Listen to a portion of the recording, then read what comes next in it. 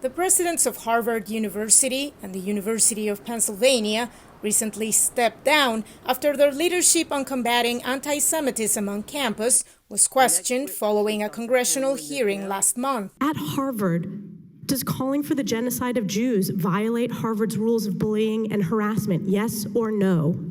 It can be, depending on the context.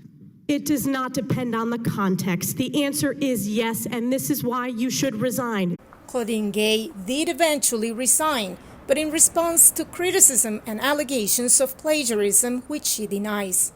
House Republicans are now looking into investigating more U.S. universities beyond their anti-Semitism policies. With the backdrop of the culture wars and growing political divisions in the United States, free speech analysts say openly discussing topics like abortion, race, and diversity has become particularly sensitive on campus. Many groups of administrators politically lean left, many groups of students, especially at certain schools, schools on the East Coast, for example, tend to lean very far left. And when students are expressing views that aren't in line with some of those viewpoints, particularly when it comes to diversity, equity, and inclusion initiatives, we are seeing divergent viewpoints being silenced. Some faculty members are either being forced out, fired, or they found the atmosphere for research and teaching so oppressive, many of them have quit. But amid the conservative push for broader higher education reforms,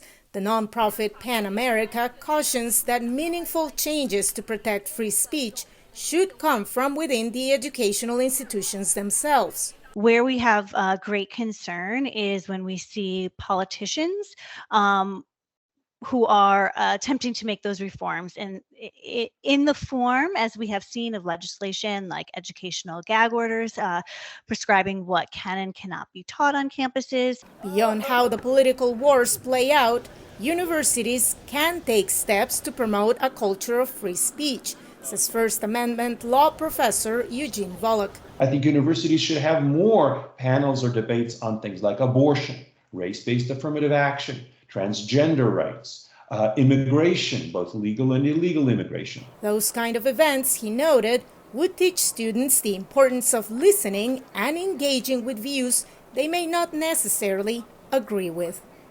Verónica Valderas Iglesias, VOA News, Washington.